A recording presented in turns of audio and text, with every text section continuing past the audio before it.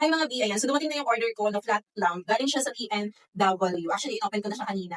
Kaya naman, makikita natin kung ano yung, papakita ko lang sa inyo for vlog purposes. Papakita ko sa inyo kung paano siya isi-set up. Okay, so pag dumating siya sa inyo, galing sa TNW to, pag dumating siya sa inyo, makikita nyo nakapak siya pareho. Ito yung tripod. So bilang isang content creator, kailangan natin invest sa ating gagamitin para magkaroon ng quality yung ating mga videos na papanood sa ating mga viewers. Ayan, so makikita nyo mayroon siyang box, tapos naka-plastic, and then dito meron siyang naka-protect naman yung ano natin. So meron dito, ayan. So yung tripod natin, yan yung makikita natin. So ang ganda.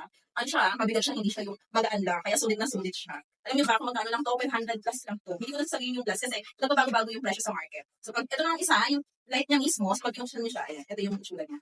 Ayan. Tapos, syempre, meron tayo dito sa box ng, ito yung kinakabit dito. Ayan. So, another tool siya para mas okay yung pagkakabit ng ating flat lamp. Ayan. Tapos, ito siya. Then, nabuksan siya ng ganito. Ayan. Makikita ninyo na para kung saan i-focus kung halagang light, mas i-wide natin. Pero kung gusto yung focus lang, yun lang. Okay, so papakita natin siya. Then, ito po.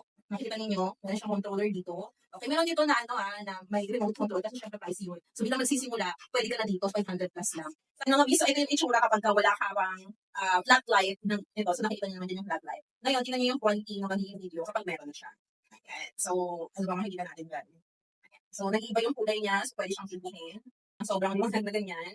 Okay, anong palalabasan. So, makikita natin yan. So, pwede naman natin bawasan kung gusto lang natin sakto lang. Tapos gusto naman natin, halimbawa ay ganito. Ayan. So, yan yung white. Ayan. Babawasan ko pa ba? Ayan. So, pag binasa yan. So, di ba? Nakakadagdag siya ng ganda. Nakakadagdag siya ng ganda ng videos. Diba? Tapos, syempre, kailangan may mga angle tayong gagawin sa so, di ba, nag-iiba yung quality. Then, pag ginago naman natin ulit, switch tayo, doon lang sa cool lang. Ayan, kanina warm. Ayan, white, tapos cool. Ayan, so iba-iba. Then, pag tinaasan, ayan.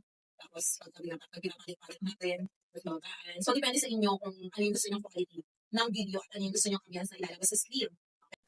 At tignan nyo naman yung pinakaiba. Ito yung walang ilaw, walang flat lang.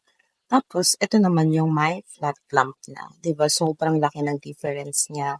Nag-glow yung mga character. Sponsored, pero maganda siya.